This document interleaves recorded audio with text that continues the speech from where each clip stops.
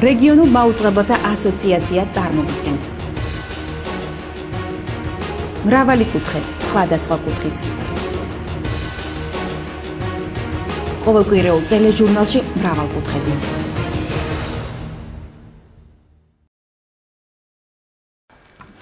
საქართველოს ევროსაბჭოში გაწევრიანების შემდეგ მთელ რიგ ვალდებულებებთან ერთად ენების ევროპულ ქარტიაზე ხელმოწერის პირობაც დადო.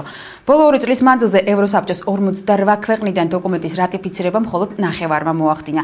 10 სახელმწიფოს ქარტიაზე ხელი აქვს მოწერილი, ხოლო დანარჩენ ქვეყნებს, მათ შორის საქართველოს პოზიცია ჯერ არ ჩამოუყალიბებია. ქარტიაზე მუშაობა კი თბილისში დაჩქარებულად მიმდინარეობს. დოკუმენტის მიხედვით სახელმწიფოს მიერ აღიარებულ რეგიონალურ ან მცირე ენებს სტატუსის მინიჭების შემთხვევაში უფლება ეძლევათ საკუთარ ენაზე აწარმოონ ადმინისტრაციული საქმეები.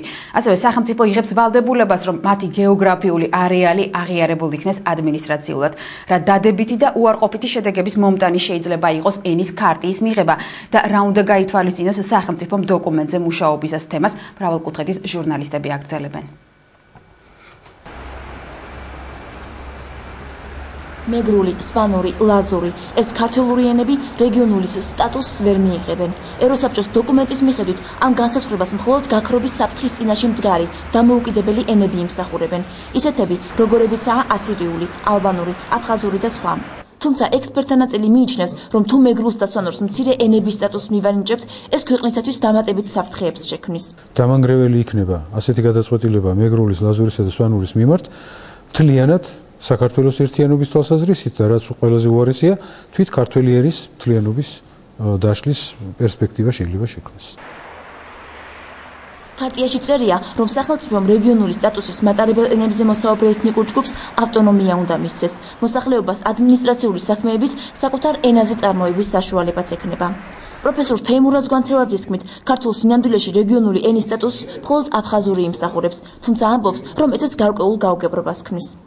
აფხაზურ ენას სახელმწიფო ენის კონსტიტუციური სტატუსი აქვს უკვე თითქმის 80 წელი.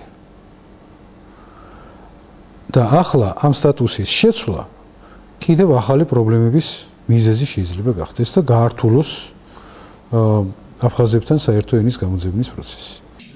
ქარტიაზე მომუშავე ადამიანები ამბობენ, რომ მთავარი პრობლემა რეგიონულ ან უმცირესობათა ენების ცნების გაგებაშია.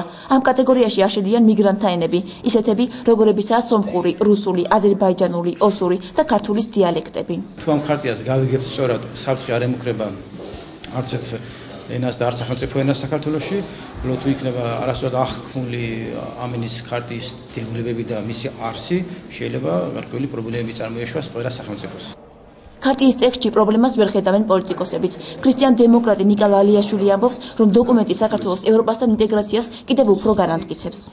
მე ვფიქრობ, რომ ეს არის ჩვეულებრივი ერთ-ერთი, ასე ვთქვათ, მორიგი, ნაბიჯი იმ პაკეტში, რომელიც ითვალისწინებს ჩვენი კანონმდებლობის ჰარმონიზაციას ევროპულ კანონმდებლობასთან და დაახლოებას ევროპულ კანონებთან. ანუ აქ არაფერს განსაკუთრებულს მე ვერ ვხედავ.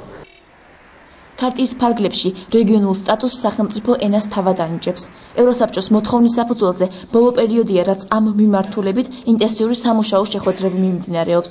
სპეციალისტები ამბობენ, რომ საკითხის დაჩქარებული ტემპით განხილვა შეცდომის დაშვების უფლებას არ გვაძლევს, რადგან ევროპაში სიის წარდგენის შემდეგ დოკუმენტის ცვლილების შეტანა შეუძლებელი გახდება. ექსპერტები სახელმწიფოს გადაწყვეტილების მიღების დროს სიფრთხილისკენ მოუწოდებენ.